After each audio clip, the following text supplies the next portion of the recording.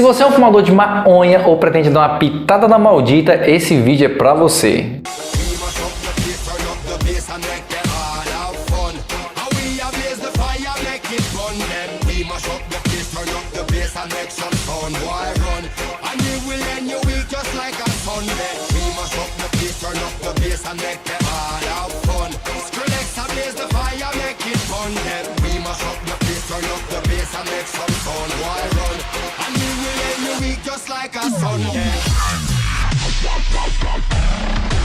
Agora é o seguinte, que a cannabis realmente é uma planta que ela tem efeitos medicinais maravilhosos no corpo humano, isso é verdade. Só que não de maneira fumada. Você pode usar ela de maneira medicinal, o óleo ou qualquer outro tipo de método que seja aprovado pela ciência. E o que eu vou te mostrar agora são resultados de testes que foram feitos com usuários de maconha e que foi publicado em revistas científicas e sites científicos. E eu quero começar pelo site SCielo, que é um site de publicação eletrônica de metodologias científicas testadas e comprovadas. E enquanto eu leio a matéria aqui do lado, eu vou colocar os prints da matéria dos testes aqui na tela para você ver. Então vamos lá. Estudos de neuroimagem funcional relatam aumento da atividade neural em regiões que podem estar relacionadas com a intoxicação por cannabis ou alteração do humor. A cannabis pode produzir vários efeitos subjetivos em humanos, euforia, disforia, olha só que interessante. Euforia, disforia, sedação e alteração da percepção do tempo. É por isso que os caras ficam tudo viajados, não sabem o que está acontecendo, não sabem nem que dia é. Alteração nas funções sensoriais, prejuízo no controle motor.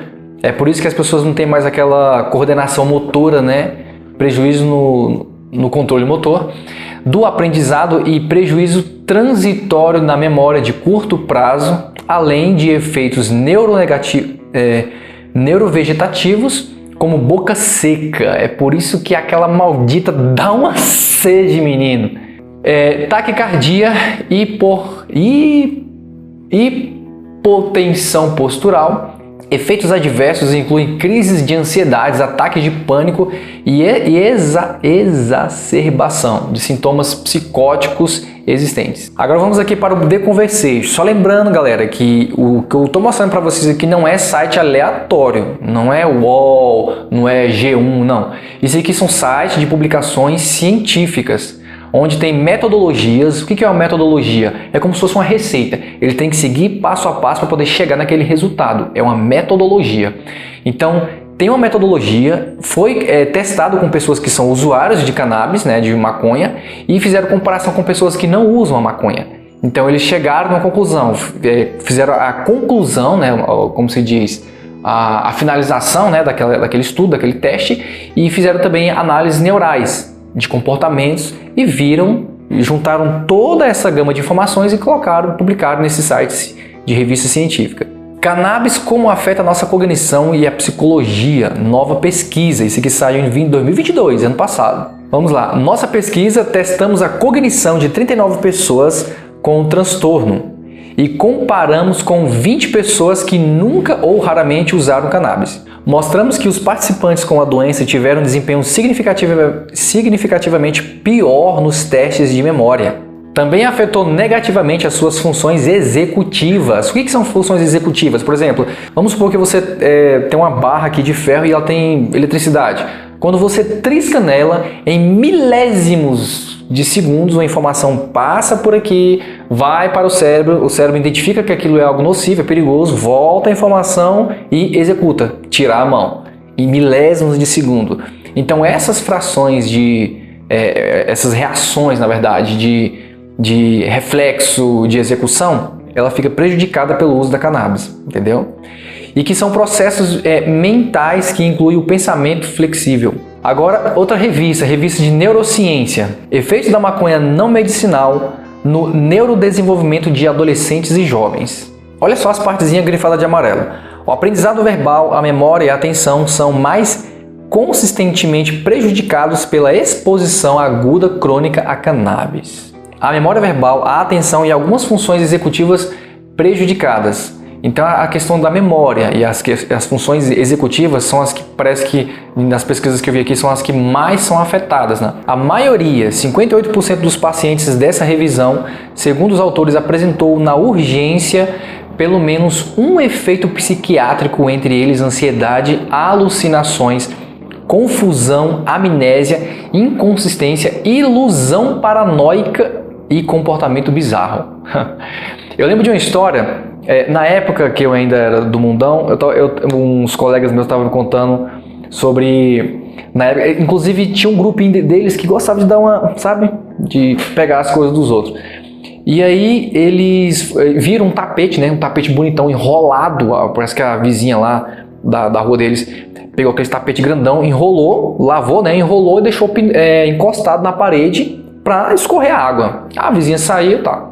E eles, chapadão na maldita, foi roubar o tapete, né, subiu, pulou o muro, pegou o tapete que estava encostado lá na casa, botou encostado no muro para poder subir pelo tapete e ir para fora e pegar. Botou encostado no muro, subiu pelo tapete, caiu para fora e foi para casa. Quando chegou lá, cadê o tapete? Esqueceu o tapete. Aí começa aquelas brincadeiras de jovens, né, que faz uso, né, que via um touro. Tinha uns colegas meus que viam um touro, viam um macaco no meio da rua.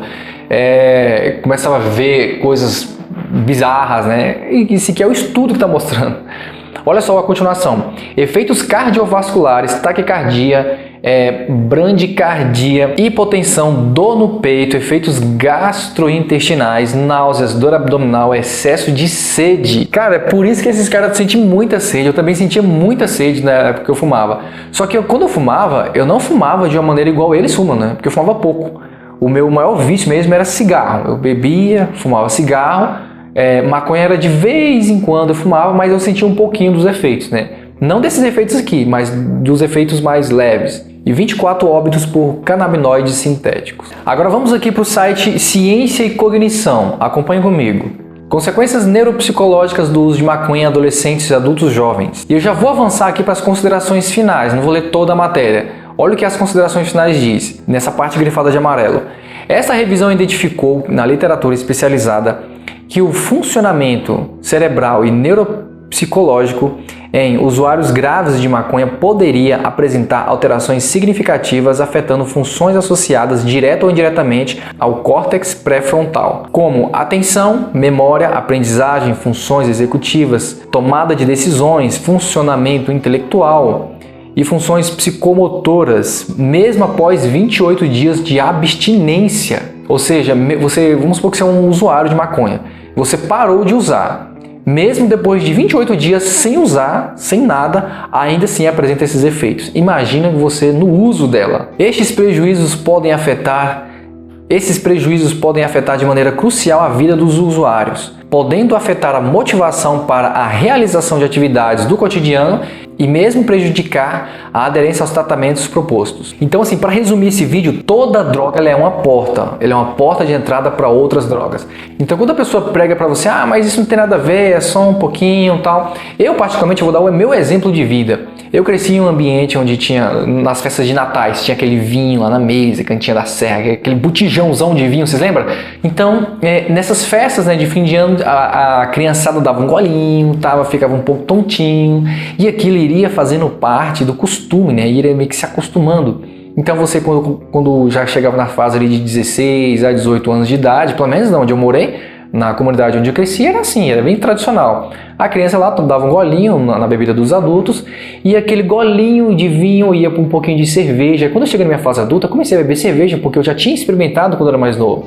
Aí comecei a beber cerveja, depois da cerveja eu estava no grupo de pessoas que bebiam cerveja e outros fumavam, e aí eu também quis experimentar o cigarro. E aí como eu já bebia e já fumava, por que não uma pitadinha na maldita? Aí comecei a usar maconha, depois disso eu fui para cocaína.